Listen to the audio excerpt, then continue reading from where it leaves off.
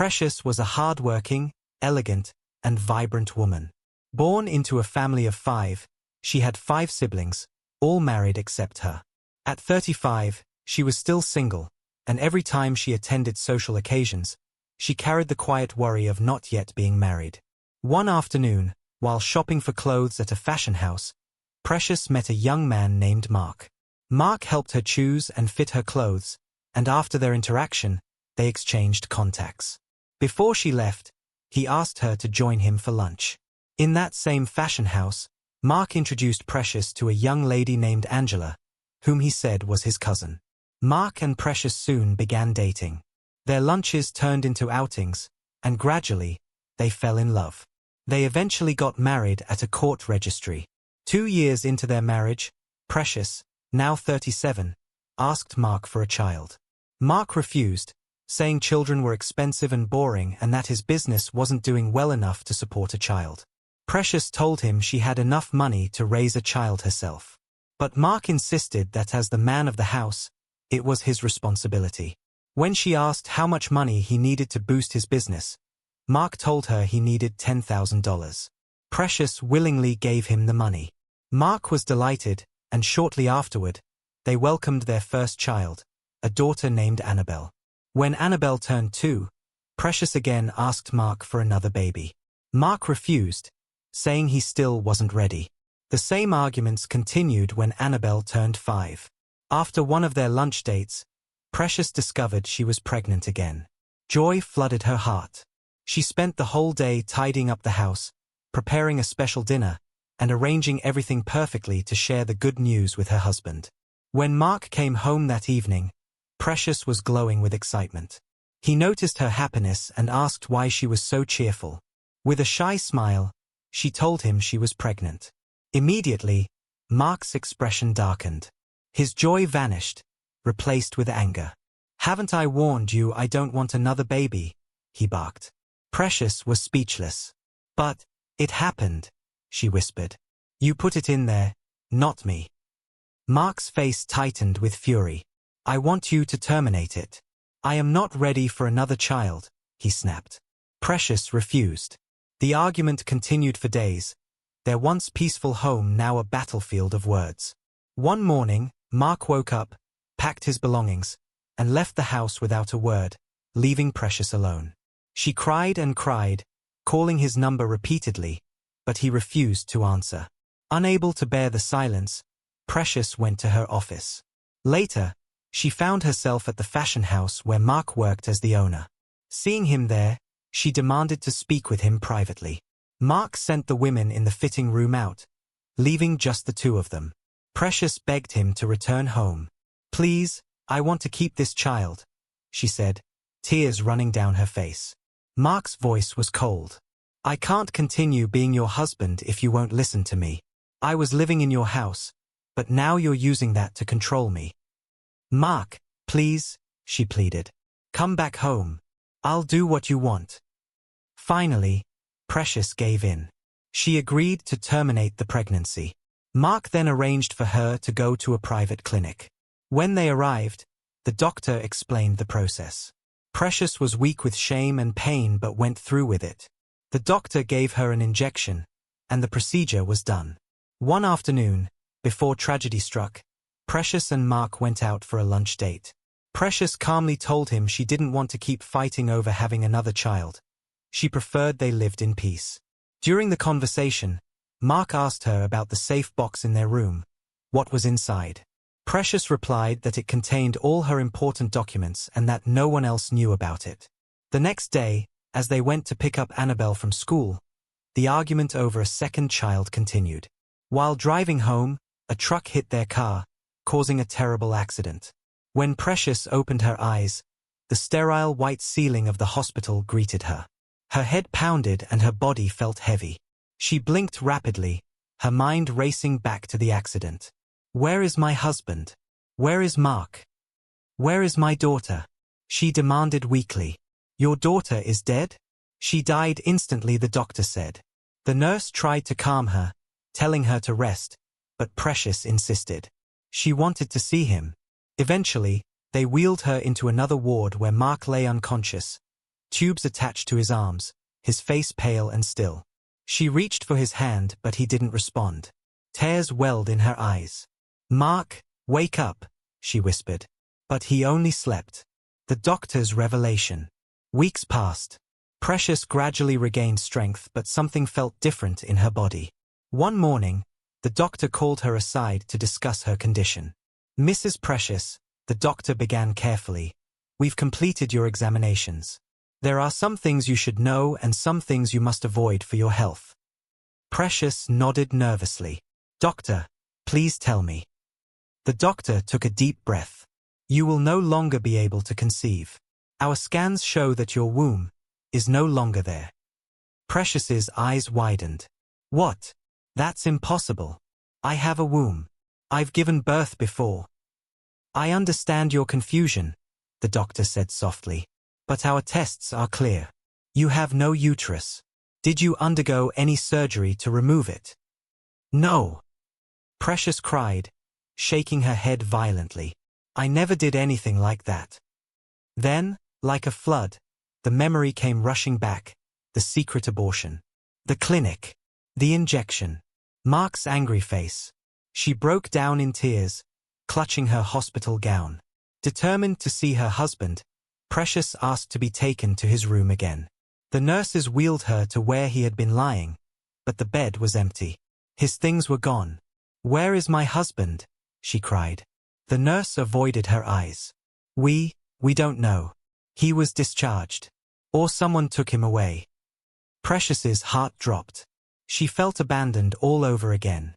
The walls of the hospital seemed to close in on her.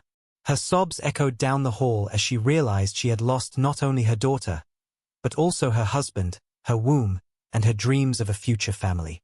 After Precious was discharged, she couldn't stop thinking about Mark. She kept calling his number, but the line never went through. It was either switched off or disconnected. Every day she would dial again and again. When the calls failed, she began visiting his fashion shop. Each time she arrived, the doors were locked, the windows dark, the signboard fading under the sun. The once busy store was now silent, abandoned, as if no one had ever been there. Precious would stand outside the door, tears streaming down her face, her heart pounding with unanswered questions.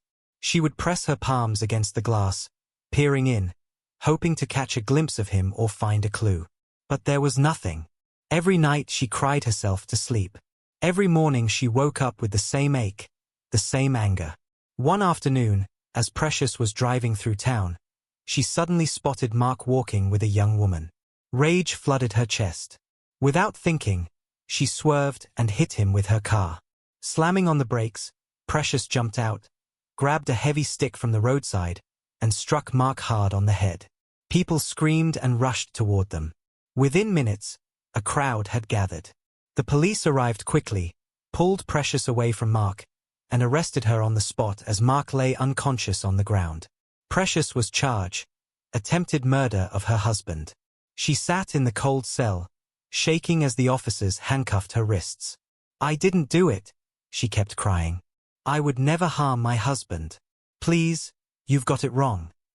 But no one believed her. In the public's eyes, she was already guilty. Weeks later, Angel, Mark's so-called cousin, came to visit her in the jail. She appeared distressed, yet her words were sharp. "Mark needs surgery. He's still alive but in bad shape," Angel told her, leaning against the metal bars. Precious's heart ached. "Please, tell my lawyer where my documents are." "In the shelf above the wardrobe. They can take money from my account." She instructed her lawyer to withdraw money from her bank account.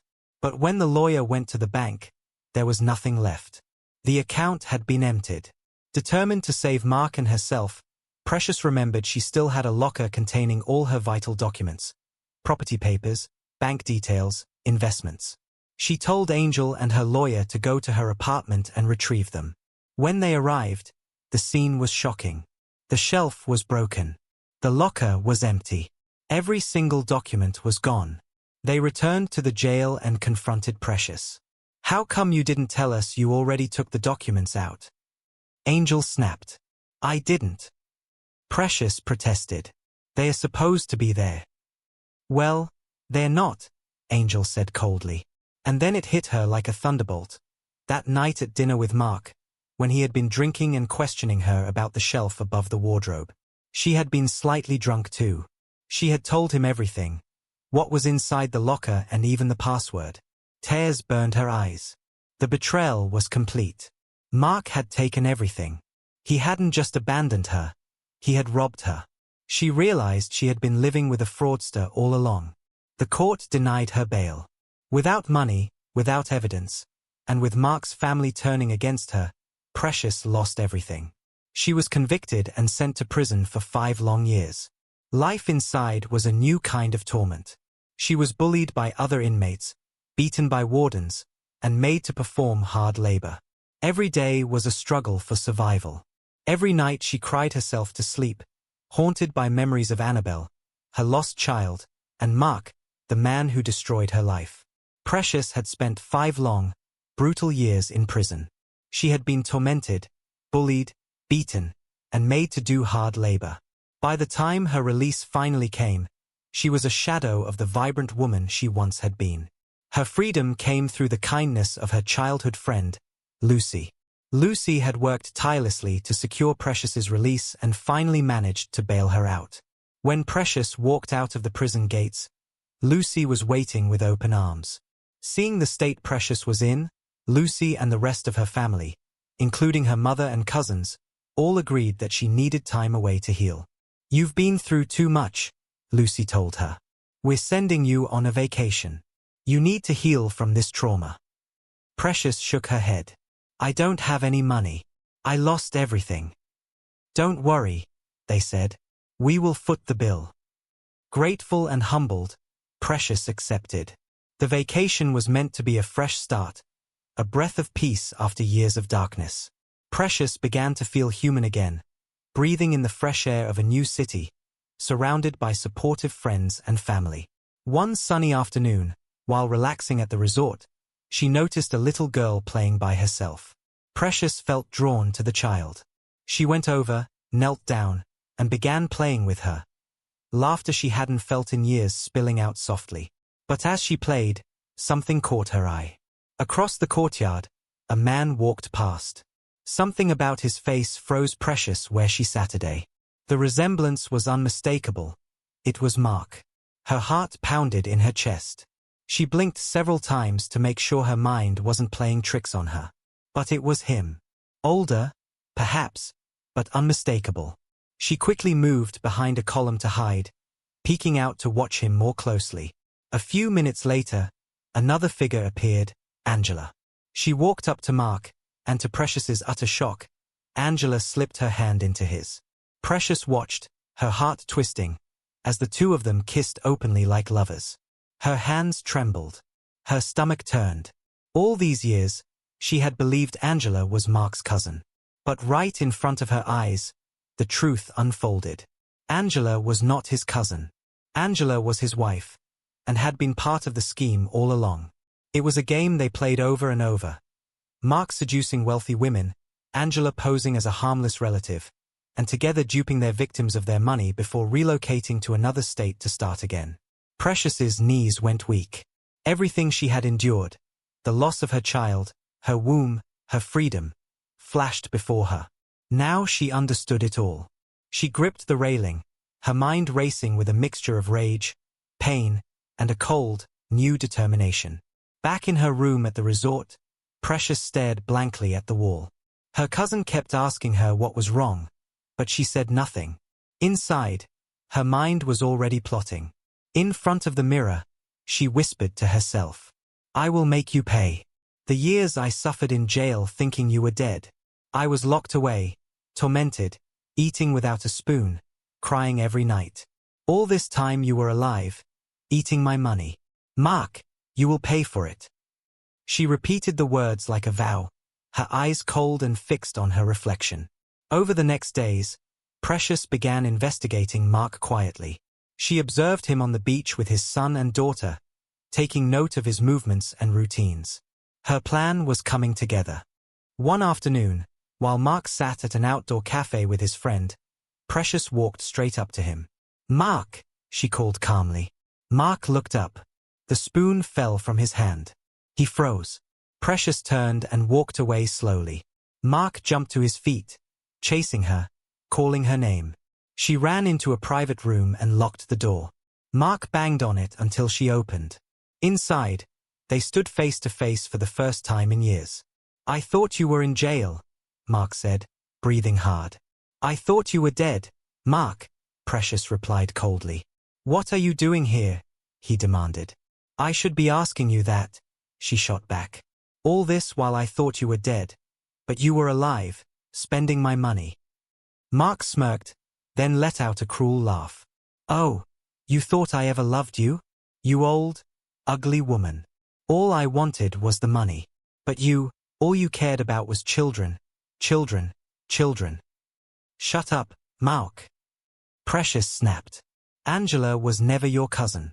She was your wife. You two duped me." With trembling hands, Precious pulled out a gun. She fired once, the bullet missed. She fired again, it missed. She pulled the trigger a third time, but the gun clicked empty. Mark lunged at her, striking her hard across the face. She fell to the floor, dazed and faint. Believing she was dead, Mark turned to leave. But Precious wasn't finished. With the last of her strength, she stood up, grabbed a heavy plank from the corner, and smashed it across Mark's head. He stumbled, dazed. She then plunged a knife into his chest, stabbing him repeatedly until he collapsed, lifeless on the floor. Breathing heavily, her hands trembling and bloody, she picked up Mark's phone and dialed Angela's number. Angela's phone rang. Seeing Mark's number, she smiled and picked it up. "Hello?" she said. But a different voice answered. "Please, who is this? Where is my husband?" Angela asked, confused. On the other end, Precious's voice came cold and steady. "If you want to see your children alive, meet me at the old lighthouse by the edge of the beach. Come alone." Angela's heart pounded. She turned around, scanning the playground where her children had been moments ago, but the space was empty. Panic rose in her throat. She called the number back, her voice breaking. "Please, don't harm my children. Anything you want me to do, I will do it. Just please don't harm them, they're innocent." Precious replied sharply, "Don't involve the police. If you do, your children will die. Meet me there now."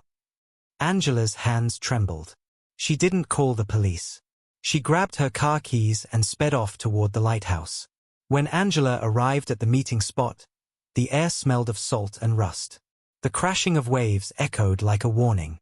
She stepped out of the car, looking everywhere for her children. Instead, standing in the shadows was Precious. She stepped forward slowly, a gun in her hands, pointing it directly at Angela's face. "How dare you?" Precious hissed, her eyes burning with fury. Angela's voice shook. "Where is my husband? Where are my children?" Precious's grip on the gun tightened. "Your husband? Mark." She gave a dark laugh. "Mark is dead. I killed him myself." Angela staggered backward, her hands flying to her mouth. "No, no, Mark." Precious took a step closer.